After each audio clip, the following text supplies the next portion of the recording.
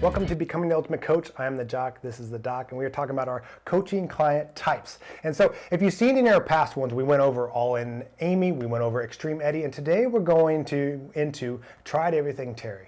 So what you got to think about with this guy, he's the guy that's coming each week and he's like, oh, I just read about this in the magazine, or I just had a friend tell me about this, or I just had this idea in my head and I wanted to try this new thing. So since it's January, we need to talk about the different client types and be ready for them. So Doc, when it comes to Terry, like what do we need to think about? How do we need to address this? Well, first off, depending on what his goals are, making sure that you have those really clearly set, because you're going to have to say, hey, Terry, yep, I saw that too on the social media or in the magazine or whatever. But remember, your goal is this, and what we know, this matches that better. So you want to get him excited that he's paying attention to things.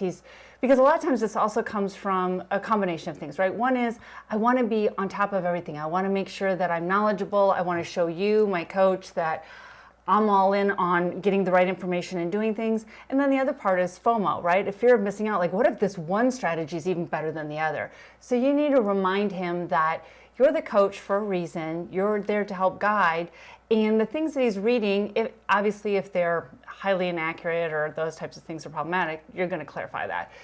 But otherwise saying, yeah, that works for certain people under certain conditions. Your goal is this, and that's why we're doing this. So the first thing I would say is just really get that goal clarification down, and then keep matching what you're doing or edit some of the things that he's coming to you with related to that goal.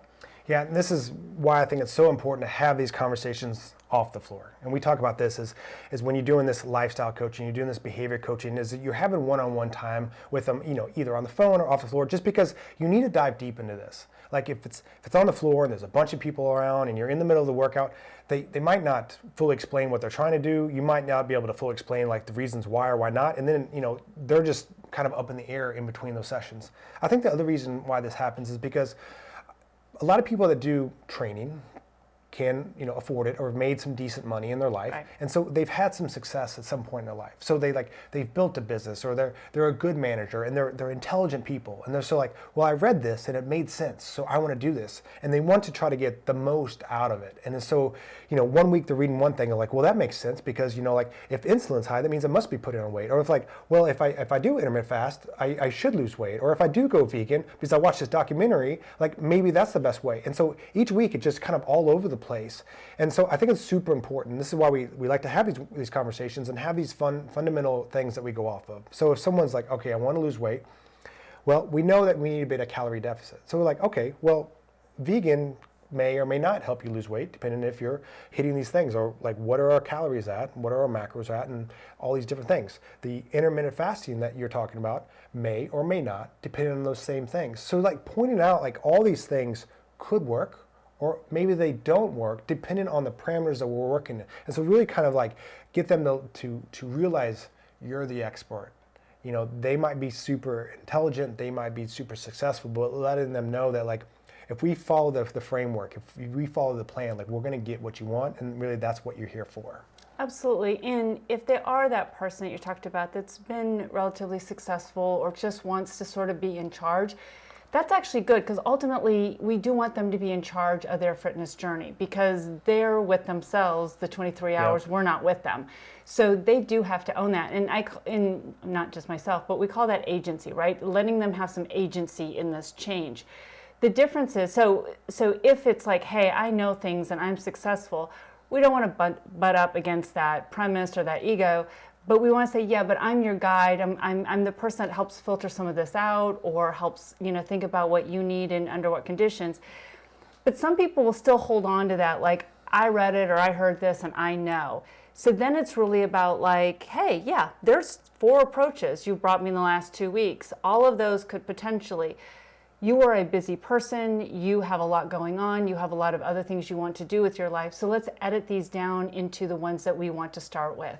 And thinking about too is like, hey, we can look at all of those others, but let's stick with the one that's fitting your lifestyle the best right now. And again, and I am talking about like within reason of what's going to meet their goals. Yeah. I'm not saying placate somebody and tell them, oh yeah, we could do that, when it's like the worst idea ever. But of the things that you could do, to your examples earlier, is just say like, but let's start with one, see how that is, give me feedback, let's talk about it, and really just kind of dive into that data and the process, and then kind of go from there.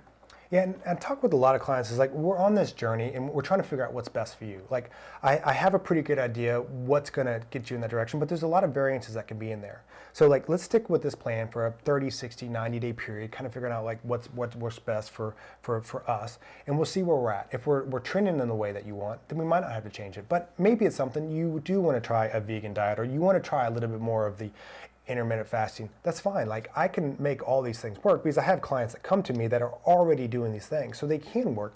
We just got to make sure that we stick with the plan long enough to see if it's working or not. And Terry's one of those, if he does one week and a different one the other week and another one the third week, and they don't really line up with the core fundamentals of what we need to do to see the progress, we don't know what works. And so really having that time to sit down and kind of explain that and kind of agree on, you're going to do this for a period of time. Oh, you read that? Like, that's good. Let's put that in the idea box, and like possibly something we can start at the end of the month. It's like with me with like different business ideas. It's like, you know, we're chasing all over the place. Just like having this thing of sticking with the plan and just doing that for a period of time. Absolutely.